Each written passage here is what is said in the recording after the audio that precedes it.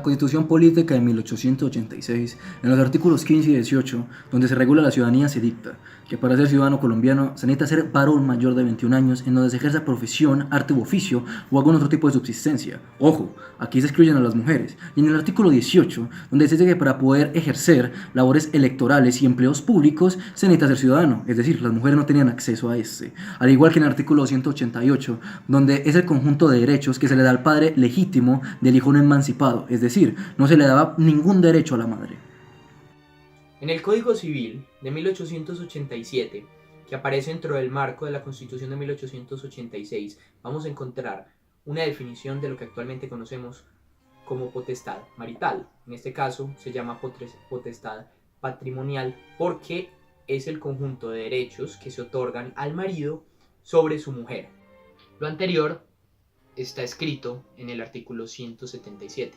En el caso del artículo 182 del mismo código, se menciona que las mujeres no pueden llevar a cabo ninguna clase de contratos sin consentimiento de su marido. En el artículo 178 se dicta que el hombre puede obligar a su mujer a vivir con él y a trasladarse a donde sea su residencia. De igual manera el artículo 87, donde se dicta que la mujer tiene el deber de seguir a su marido a donde él resida. Por lo tanto, esa es una completa obligación y una violación a los derechos de la mujer. No tiene ninguna libertad para decidir dónde quiere vivir. Lo anteriormente enunciado por Juan José, mi compañero, representa una flagrante violación no solo al derecho de la mujer a escoger su domicilio, sino también a su derecho a la libre circulación, debido a que está sometida a los movimientos que le imponga su marido. Otro artículo que también representa una potestad del marido para limitar cierto derecho de la mujer es en el caso del derecho al trabajo. El artículo 195 del Código Civil de 1887 dice que se presume la autorización del marido cuando una mujer trate de negociar las condiciones de un trabajo. Sin embargo, deja abierta la puerta a que el marido objete de alguna manera el hecho de que su mujer trabaje en industria o establecimiento comercial y que, por ende, se lo prohíba. En el derecho romano, las mujeres necesitaban siempre y necesariamente la autoridad del tutor para poder crear, extinguir o modificar relaciones jurídicas.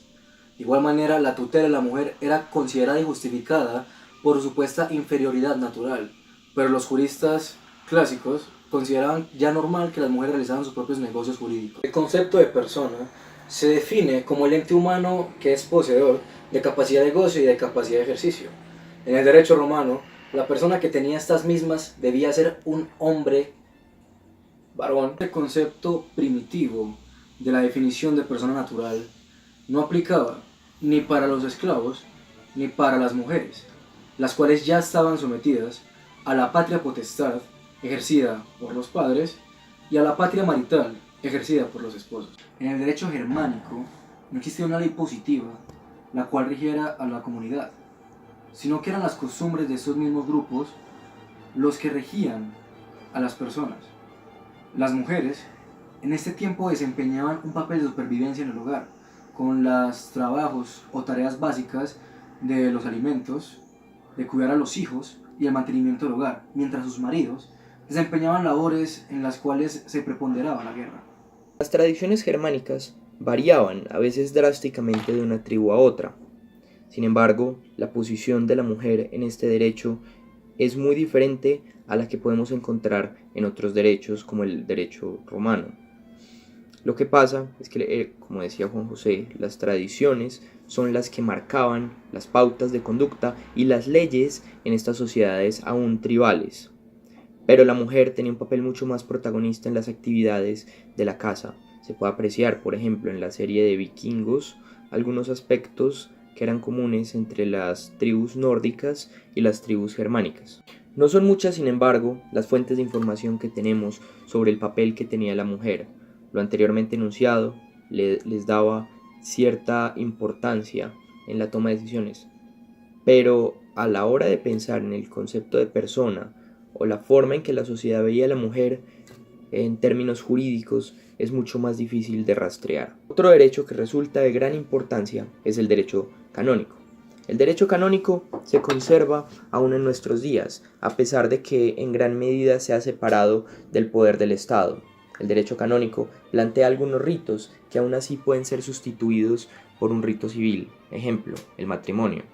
Un elemento común entre el Código Canónico, en este caso el de 1917, y el Código Civil de Colombia de 1887, en virtud de tratados con la Santa Sede, llamados concordatos, podemos encontrar que ambos comparten una legislación relativa al domicilio de la mujer, pues ambos establecen que la mujer debe, a no ser de que se haya separado, conservar el domicilio de su marido.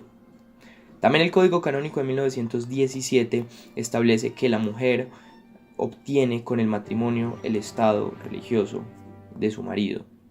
Uno de los ejemplos más grandes del papel de la mujer en el derecho económico podría remontarse en la historia de España, de que no fue hasta 1975 de que a las mujeres no se les reconoció su derecho económico sobre su patrimonio.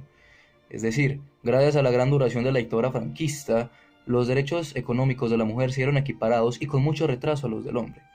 Es decir, hasta ese tiempo, el cónyuge, su esposo, era el que tenía el completo control del patrimonio, y o sea que la mujer que estaba casada debía abstenerse a todas las decisiones que tomara el marido.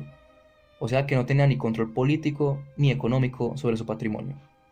En el caso de la instauración de los derechos políticos económicos en Europa, podría decirse que fue un perjuicio en los países subdesarrollados, debido a que a mayor manejo de las mujeres por su patrimonio, más tendría que ser la inversión hacia la mujer que hacia los hijos. Entre más mujeres tuvieran control de su patrimonio, menos hijos habrían. Por lo tanto, para el gobierno sería más un gasto en sanidad e infancia, lo que para ellos resultaba siendo un supuesto perjuicio debido a esta instauración. En el caso de los estados liberales, ellos surgieron después de la Revolución Francesa, aunque ya había un proceso de liberalización en países como el Reino Unido, en aquel entonces el Imperio Británico. Sin embargo, y a pesar de que el liberalismo predicaba el individualismo, a su vez, la mujer siguió teniendo un papel que no estaba tan protegido por este derecho. La mujer siguió siendo subordinada al marido y siguió existiendo aquel pensar de que su naturaleza le impedía el ejercicio de ciertos derechos. Sin embargo, la evolución se fue dando y las mujeres consiguieron primero tener derecho a votar y a presentar elecciones locales para posteriormente avanzar y llegar a la actualidad, en donde tenemos algunos países cuyos congresos están compuestos en su mayoría por mujeres. Un hecho que habría de ser celebrado por las mujeres sería la reforma constitucional de 1954, en la cual el general Rojas Pinilla cambió la legislación existente en Colombia y permitió el voto femenino, que posteriormente sería por vez primera ejercido en el plebiscito que daría origen al Frente Nacional en 1957. Marco de la lucha por los derechos de la mujer, de forma pretérita lo que acabamos de mencionar, Betsabé Espinal fue una mujer que logró por vez primera en 1920 lograr una reivindicación sindicalista que reafirmó los derechos de la mujer en Colombia. Tras 21 días de huelga, finalmente, las reivindicaciones exigidas por las mujeres, entre las que se encontraban la igualdad salarial, fue ratificada por el dueño de la fábrica en la cual Betsabé trabajaba. En 1945, el Congreso de la República de Colombia finalmente concedió a las mujeres la ciudadanía, aunque no le concedió permiso para ejercer políticamente. En 2008 se publica la Ley 1257, que hace alusión a la equidad de género, y es uno de los grandes últimos pasos hacia este objetivo, el cual es generar una equidad de derechos tanto en los hombres como en las mujeres. Podemos encontrar además el proyecto de ley que propuso que las listas abiertas de los partidos tuvieran que tener obligatoriamente el mismo número de hombres que de mujeres para las elecciones de los partidos. En este sentido podemos evidenciar, y todo lo que hemos mostrado a lo largo del video, cómo la lucha por los derechos de la mujer ha sido tortuoso y ha sido difícil, debido a que, por ejemplo, en nuestro país las mujeres solo pueden votar hace 54 años. En este sentido podemos ver que se han debido dar muchas luchas con el fin de conseguir el objetivo de la equidad definitivamente entre ambos sexos. Como conclusión general de este trabajo, es menester decir que todavía hay pasos que se deben dar hacia adelante, por ejemplo, en materia de nivelación salarial para las mujeres y en otros aspectos, debido a que se evidencia la aún gran vulnerabilidad del sexo femenino frente a algunos aspectos, especialmente frente a la violencia.